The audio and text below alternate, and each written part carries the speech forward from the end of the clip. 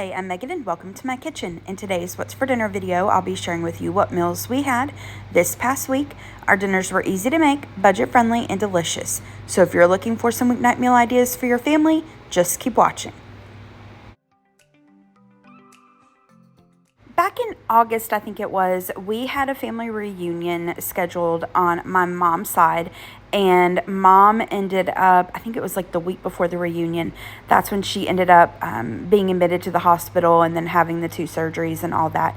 And she was so disappointed to see everybody, but especially there's a group of my mom and like her first and second and third cousins. They call themselves the sisters, but they're not sisters. But she was really disappointed to not be able to see them. So we got with them and we said that as soon as she felt up to it, we would all get together, and that's what we did. So this weekend, I took my mom up to Kentucky for that get-together, and this wasn't a dinner, but I just thought I'd go ahead and share it because the food was amazing. So let me quickly walk through what all the ladies brought.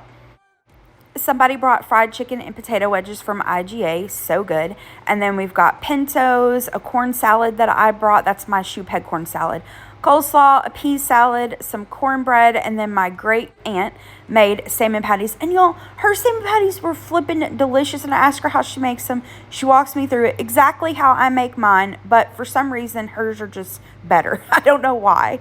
We also had onions and mustard for those who wanted it for the pintos. We've got some rotel dip. My mom brought a veggie tray along with some ham pinwheels. I've shared that before on my channel. I'll link that down below. And then we had chips and salsa.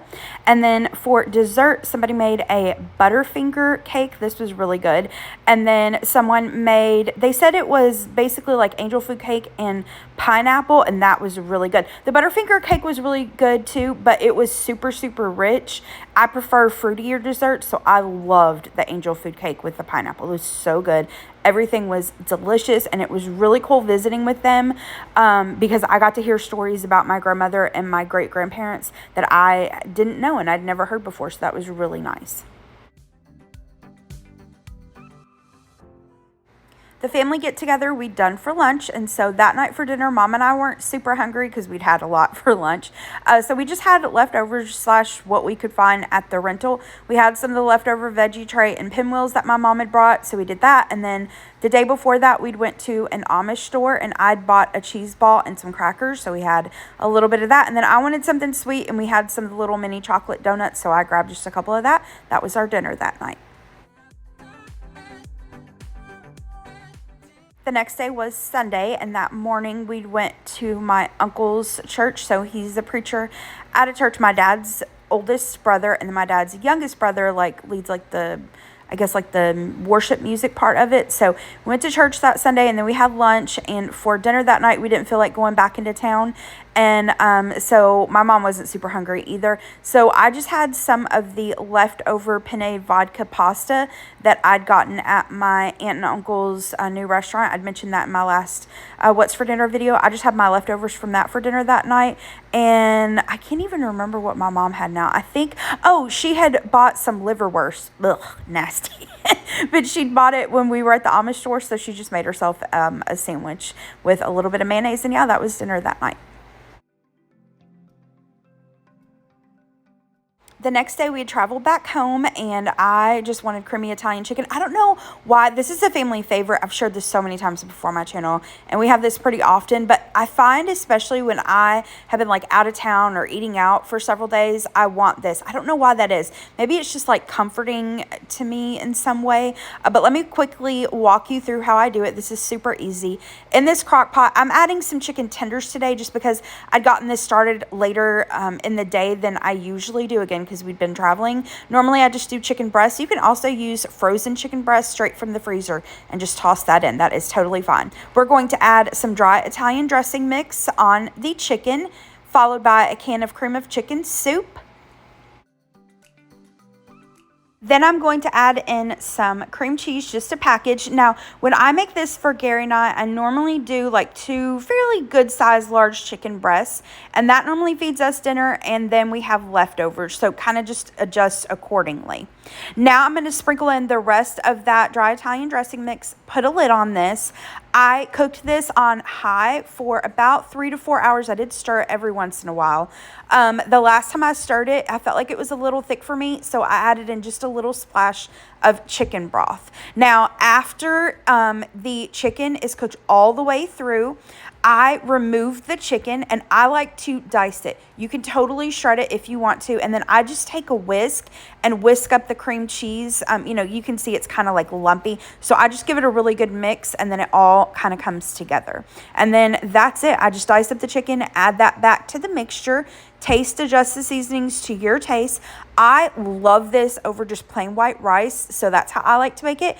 Gary prefers it over pasta, so I just used one of these little like 60-second Brilla microwavable pastas for tonight. And yeah, that was it. That was dinner this night. This was delicious. It is so comforting, and like I said, it's a family favorite. My little siblings from the time they were little teeny tiny have loved this and requested it. So if you haven't tried this before, which I know this is like all over the place everywhere, a lot of people will also, instead of using the dry Italian dressing mix, will use like the Buffalo Wild Wings garlic Parmesan sauce. Whichever way you want to do it, if you've never tried this, I highly recommend it. It is so good. I had a pound of ground beef that I needed to use. I had it for something else on the meal plan, but when it came time to make dinner, it just didn't sound good to me, so I decided to do a meatloaf instead. Let me show you how I like to make mine. I just eyeball everything. I did go through one time and kind of measure out what I added, so I'll put that in the description box below for you guys. But again, recipe is a very loose term. I just eyeball everything. Feel free to eyeball. Feel free to substitute what you do or don't like. In this bowl here, I added an egg. I'm going to give that a really good whisk, and I do 1 egg per 1 pound of ground meat. Once I've given that egg a whisk, I'm going to add in some breadcrumbs. For the breadcrumbs, I prefer to use Italian style. That's normally what I have on hand, and it gives it a little extra flavor. You can use regular, you can use panko, you can use crushed up Ritz crackers or saltine crackers, stovetop stuffing mix, oatmeal. When I grew up, actually, we always used to use oats, not oatmeal, like prepared oatmeal, but oats. That's how I grew up eating it, but just use whatever you prefer, what you've got on hand. I'm going to add in a little splash of milk. That's going to moisten the breadcrumbs, similarly to how some people make meatballs. I added in some diced onions. You can saute them up, of course. You could also add in some bell pepper. I'm adding in some Worcestershire sauce, ketchup, a little bit of salt and pepper, some minced garlic, and then I'm going to give that a really good stir. And I don't know how else to say this. I give it a smell. I just make sure I can smell the Worcestershire, I can smell the ketchup, I can smell the garlic. Once I'm happy with it, I'm going to add in my ground meat. Here I had, what is this, 85-15. That's what I'm going to use. Personally, I would do 85-15 or like 80-20. I wouldn't go much leaner than that. Otherwise, you risk having a really dry meatloaf. But you do you. If you want to use the leaner one, absolutely go for it. So I'm going to give that a really good mix, but be careful not to over mix it. I'm going to shape it into kind of like a loaf shape-ish, more oval, and then place it in a pan, and then I'm going to make my topping for the meatloaf. I keep it simple, just ketchup, brown sugar, a little Worcestershire sauce. Sometimes I add barbecue sauce into it. It just kind of depends on my mood, but I give it a good mix. And then I like to go ahead and add the glaze on now. Some people prefer to bake it and add the glaze later, but I prefer to do it at the beginning. Then this goes into a preheated oven at 350 degrees for about 45 minutes or so. And then I like to let it sit for 10 minutes before we serve it up. The sides, I made my cousin Anita's corn. I've shared this recently. I'll put that in the description box below for you. It's easy and delicious. I made some mashed potatoes just using instant potatoes, and then I warmed up some of the LeSueur sweet peas, just drained it, a little bit of butter, salt, pepper, and then that's it. Here is the plate. Gary ate a little bit later than I did, so this is just mine, but I got the meatloaf, the corn, the mashed potatoes and peas with a little extra ketchup on the side. So good and such a comforting dinner.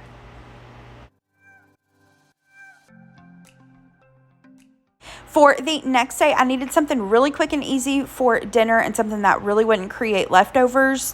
We were heading back out of town, back up to Kentucky, but a different town, and this time for a family reunion on my dad's side. So I decided to do a frozen pizza. We've got this Motor City pepperoni pizza. This Motor City pizza is so good. It is delicious. And then I've got this Caesar salad kit for the pizza. I have been loving, for pepperoni pizza, adding some grated Parmesan cheese, some of this pizza seasoning, and then the Mike's Hot Honey. Perfection, chef's kiss between like the spicy pepperoni, the tomato, and then the sweet spicy of the honey, the cheesy saltiness, just delicious. It's so good. So just cooked up the pizza according to the package instructions, tossed together the Caesar salad, and that was our dinner that night. Dinner the next night, we were in Kentucky. Gary really wanted Lee's famous recipe. We don't have any near us here in the Nashville area, but there are several locations up near home. But the particular town we were in didn't have one, and that night we didn't feel like driving anywhere, so we just ran through KFC. They had some kind of little meal special for fried chicken, so we got that, the extra crispy, and then we got potato wedges and coleslaw to go with them. So happy they brought back their potato wedges. KFC's potato wedges are so good. Lee's are better, but KFC's are pretty good. And then Gary loves the chicken little sandwiches from KFC, so we got him one of those, and then I got one as well.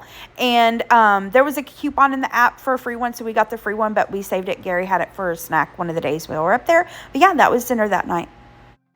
That's it for this week's video. Next week, I'll show you what we have the rest of our trip to Kentucky and then the following week. I hope that you enjoyed this video. If you did, hit the thumbs up button below and subscribe to my channel if you're not already. I hope you have a great rest of the day. Thanks so much for watching. Bye-bye.